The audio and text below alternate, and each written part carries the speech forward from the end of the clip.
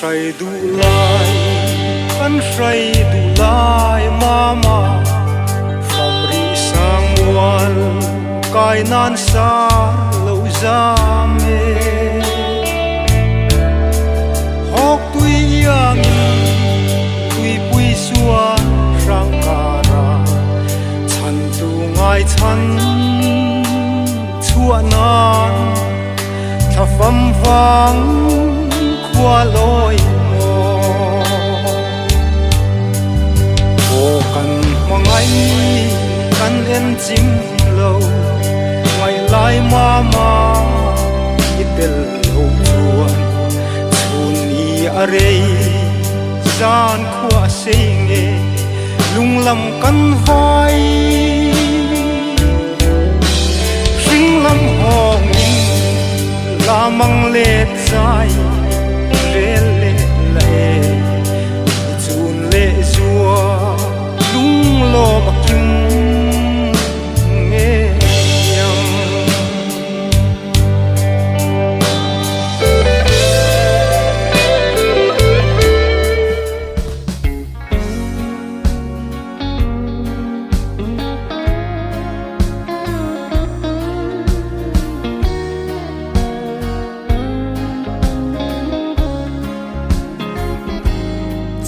rei lo te lo langa ral le ang mai kan nun na hi mangai tla ka om lo ve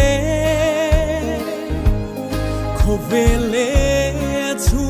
nga thil lom zong te po hi lun tu re nga nom lo an bo ral me ke ring nun par vulai tôi mà nghe đam chung cung hi thon thuang in atop tri areina zu thorim na lungai na se om na mai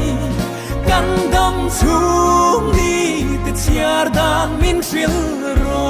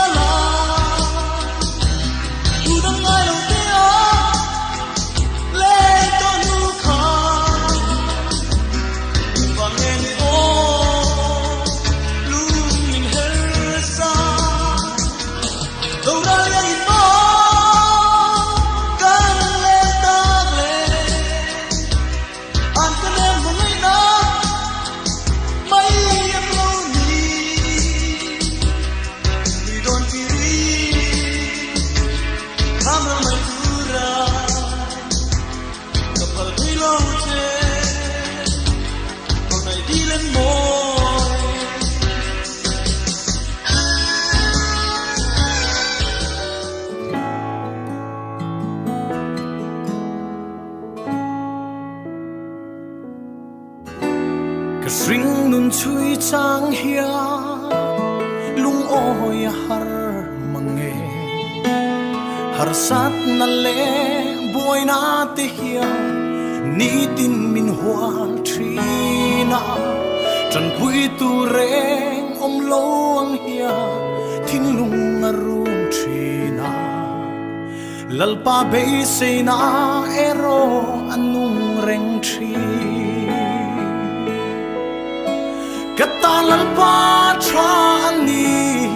o katana tra ani kakong te tuang ilang lo mase